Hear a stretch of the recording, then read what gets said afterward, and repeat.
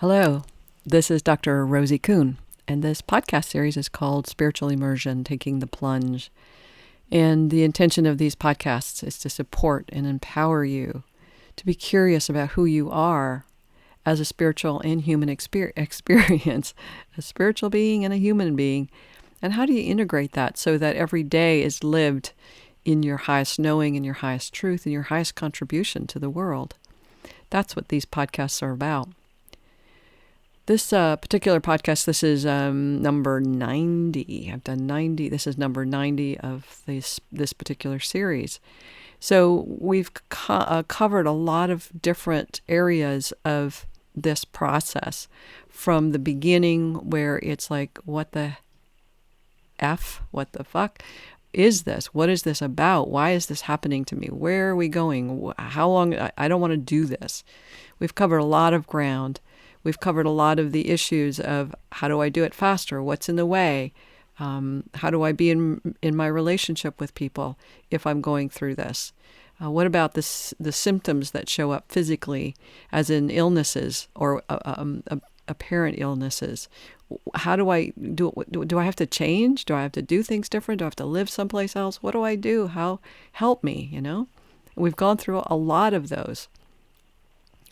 And we've also kind of gone towards the peak of when life gets good and where you begin to experience yourself in fulfillment, and where you believe you begin to experience what it would be like to live in limitlessness, in what's infinitely pleasing, in the potential of 100% potentiality. So we're leaning towards what's life like in the state of limitlessness. Now, that's pretty rare as human beings to have the experience of limitlessness. However, the research shows, and spiritual teachers talk about this potential of limitlessness, and that we actually can live there. And a lot of spiritual teachings are saying, no, you have so much more capacity than you can ever imagine within this human experience. And why not give it a try? And that's what I'm about. I want to know what it's like to live in 100% potentiality. I want to know how I limit myself with my limiting thinking, my limiting beliefs, my limited orientation in the world, the training that I received in my growing up years and even in my adult years, what I brought to me and with me, potentially in my past lives or ancestral trainings and culture. I want to know where I limit myself so that I can do something different. I can change my beliefs. Bruce Lipton talks about the biology of beliefs. Joe Dispenza, I've talked about him recently in terms of really what's the training to train ourselves to change that's required to change our biology. I have total respect and total belief in radical remissions. Kelly Turner's book, Radical Remission. I believe we all have the capacity to bring ourselves to fuller levels of healing, if not complete healing, in alignment with the divine will. And how does that all work? And I've also spoken about a book I use a lot called Oneness. And oneness, so often, more often than not, is in alignment with everything else I'm into or reading or coming across. And it's saying the same thing. We have this fullest potential, and along the way, along this path, we have obstacles that show up, and those obstacles are there as learning opportunities. And the learning opportunities are like, what's my limited thinking? Much like I talked about a couple of podcasts ago about my limited belief is that I'm at the mercy of other people.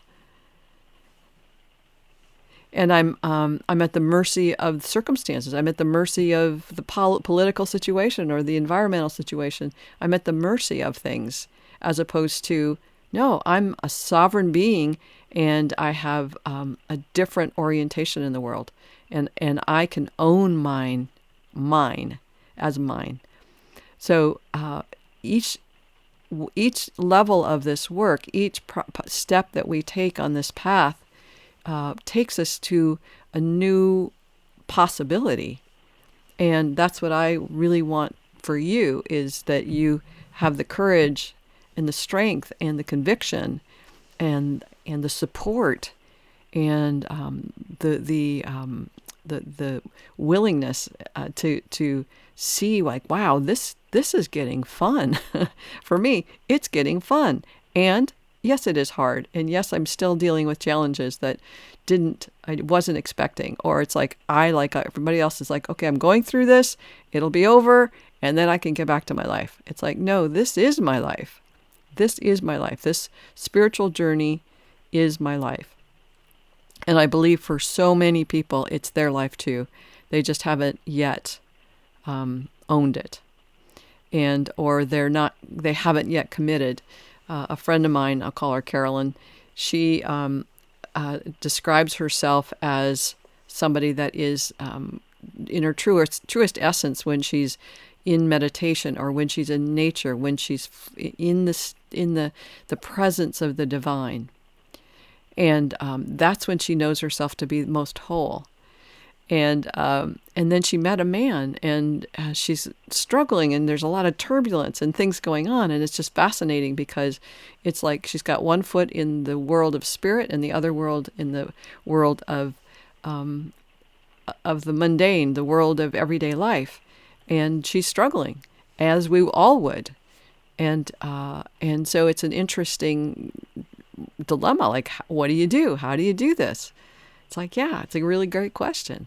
And the point of this particular podcast is to talk about what is relevant, how is this relevant, whatever it is, under conditions of limitlessness. So with Carolyn, she has this knowing of her divine essence, and it expresses itself most fully in the state of nature, in the state of reverence. And she's in a relationship. And under conditions of limitlessness, what's relevant? Limitlessness. Like, for me, that she loves this man, and yet she wants him to change, right?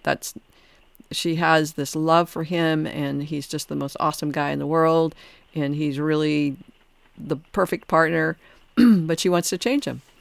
It's like, wait, you love this man. How about just loving him and letting him be, and you get to be you as you? Like, that's the questions that I'm asking. The challenge for all of us, that's just one example. The challenge is for each of us to look at what we're challenged by and ask the question, how is this relevant under the conditions of limitlessness?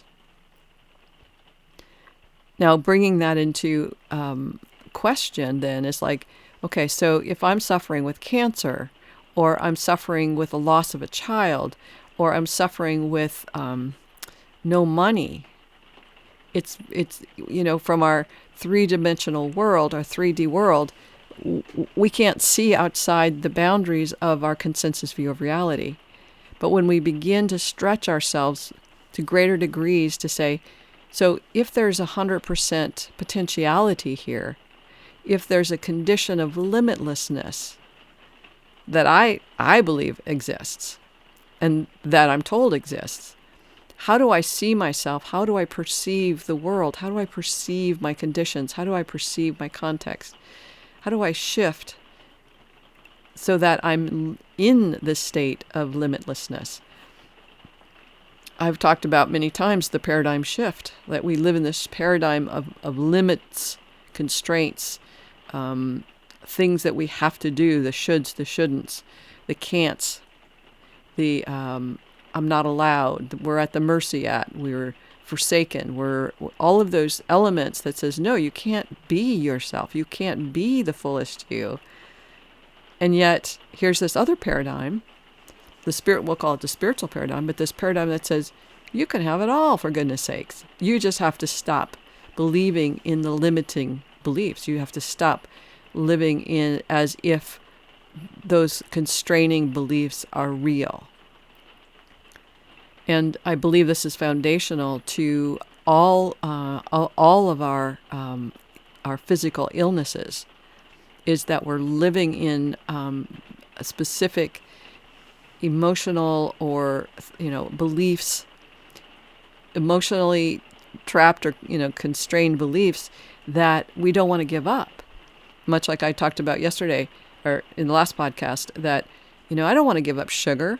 I'm really attached to that, but I know it's not. It's going to, by giving up sugar, it's going to decrease inflammation and decrease the risk of cancers. I know that. So why would I